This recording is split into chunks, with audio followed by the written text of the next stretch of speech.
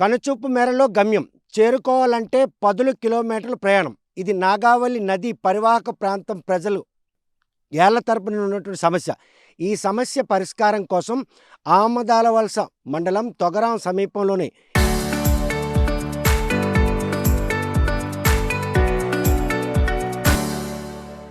ఇటు వాల్తేరికి తొగరాంకి మధ్యన బలసల రేవు వంతెన నిర్మాణమే శాశ్వత పరిష్కారం భావించినటువంటి గత ప్రభుత్వం 49 కోట్ల రూపాయలతో వంతెన నిర్మాణానికి శ్రీకారం చుట్టడంతో పాటు పనులు కూడా ప్రారంభించింది. కాకపోతే ఈ వంతెన నిర్మాణంలో గతంలో ఈ నియోజకవర్గానికి ప్రాతినిధ్యం వహించినటువంటి మాజీ స్పీకర్ తమ్మినేని సీతారాం హయాంలో జరిగినటువంటి ఈ ప్రతిపాదనని ఎట్టి పరిస్థితుల్లో కూడాను ఆపాలనే ఉద్దేశంతో ప్రస్తుతం ఈ నియోజకవర్గం ఎమ్మెల్యేగా ఉన్నటువంటి పీయూసీ చైర్మన్ కోన రవికుమార్ అటు బెలమాం అదేవిధంగా దూసి మధ్యన వంతెన నిర్మించడానికి ఆయన ప్రతిపాదించారు. ఆయన ప్రతిపాదన చేపట్టిన నేపథ్యంలో కూటమి ప్రభుత్వం కొలువు తీరిన తర్వాత నిర్మాణంలో ఉన్నటువంటి ఈ వంతెన ఇలా అసంపూర్ణంగా నిలిచిపోయింది. మొత్తం 12 పిల్లర్లు వేయడం జరిగింది. ఈ 2 ఏళ్ళలో గనక ఈ పనులు కానీ చేపడితే ఇటు సంతకవిటి రాజాం అదేవిధంగా జీసగడం ఈ మండల ప్రజలందరూ కూడాను ఆమదలవలస రావాలనుకుంటే 35 కిలోమీటర్లు తగ్గేటటువంటి వేతన తప్పుండేది. కాకపోతే ప్రస్తుతం ఈ వంతెన నిర్మాణంలో పురోగతి జరుగుతుందన్నటువంటి సంకేతం అక్కడ జరుగుతున్నటువంటి పనులు మాత్రం మనం స్పష్టం చేస్తున్నాయి.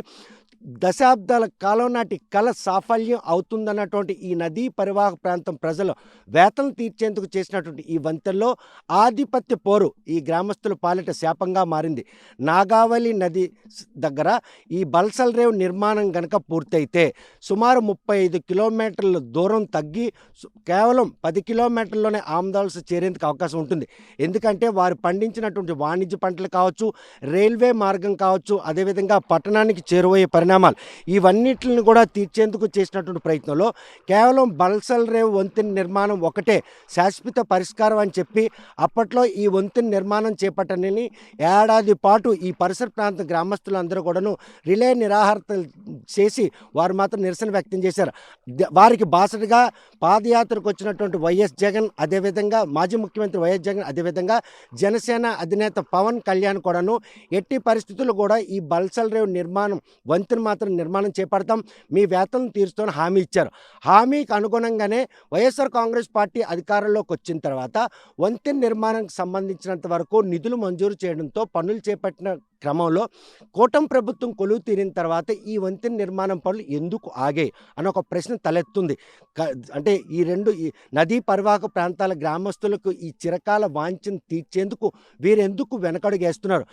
ఏదైనా కోన రవికుమార్ ప్రతిపాదించినటువంటి ఆ ప్రాంతంలో వంతెన నిర్మించడానికి ఈ వంతెన నిర్మాణ పనులు ఆపారా? లేకపోతే ఈ వంతెన నిర్మాణ పనులు కనుక పూర్తయినట్టయితే ఎక్కడ మాజీ స్పీకర్కి పేరు దక్కుతుందన్నటువంటి అక్కస. ఈ పరిణామాలన్నీ రాజకీయ ఆధిపత్య పోరులో భాగంగానే బల్సల్ రేవ్ వంతెన నిర్మాణం పనులు మాత్రం ఈరోజు బాలరిస్టులు వెంటాడుతున్నాయని చెప్పుకోవచ్చు. నిధులు పుష్కలంగా ఉన్న వంతెన నిర్మాణం చేపట్టడంలో జాప్యం కేవలం మామ అల్లుళ్ళ మధ్యన ఉన్నటువంటి ఈ ఆధిపత్య పోరే ప్రధాన కారణం అని చెప్పుకోవచ్చు.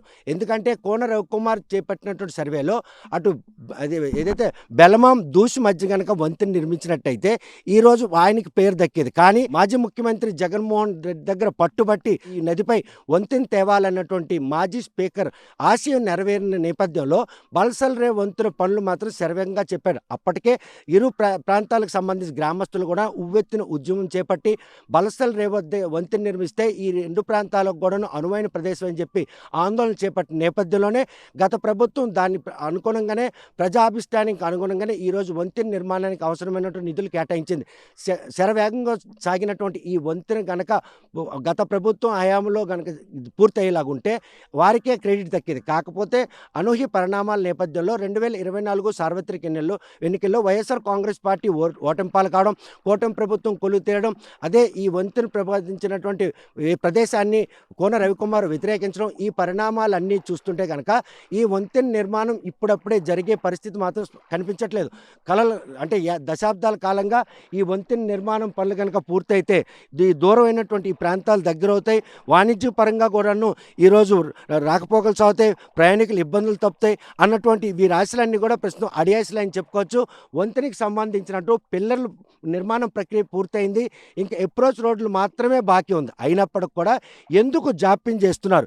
ఈ నిర్మాణం పనులు చేపట్టడంలో ఎటువంటి రాజకీయ ఆధిపత్య పోరు ఈ ఇరు గ్రామాలు అంటే ఈ నదీ పరివాహక ప్రాంత గ్రామస్తులపల్లి శాపంగా మారింది. ఈ పరిణామాలన్నీ చూస్తుంటే వలసల రేవు వంతెన నిర్మాణం పనులు మాత్రం ఇప్పుడప్పుడే జరిగే పరిస్థితి కనపడడం లేదు. వెనక మనం చూస్తున్నాం. వంతెన నిర్మాణానికి సంబంధించినటువంటి పనులు చేపట్టే ప్రక్రియ ఇదేమైనా కంటి తురుపు చర్య, లేకపోతే వంతెన నిర్మాణం శరవేగంగా చేసేందుకు చేస్తున్నటువంటి ప్రక్రియ అన్నది విషయం మాత్రం స్పష్టం కావాల్సి ఉంది. ఈ ఆమదాల వలస, సంతకవటి, రాజాం, అదేవిధంగా జీసీగడ మండలాల ప్రజలకు అందుబాటులో రావాల్సినటువంటి ఈ వంతెన ఈరోజు మాత్రం అందరిని దాక్షిణ్యం మిగిలింది. అటు కొత్త రోడ్డు దారి చూసుకుంటే కనుక 2 వంతెనల నిర్మాణం చేపట్టారు. మరోవైపు నారాయణపురం దగ్గర కూడాను ఒక వంతెన నిర్మాణం చేపట్టారు. సుమారు 30 కిలోమీటర్ల దూరం ఉన్నట్టు ఈ మధ్యలో బల్సల్ రే వంతెన నిర్మాణం కనుక జరిగితే ఈ 2 ప్రాంతాలకు కూడాను కనెక్టివిటీ దగ్గరవుతుంది. వారు చుట్టూ తిరిగి అంటే 10 కిలోమీటర్లు ప్రయాణం చేసి గమ్యం చేరాల్సినటువంటి ఆవశ్యకత ఉండదు.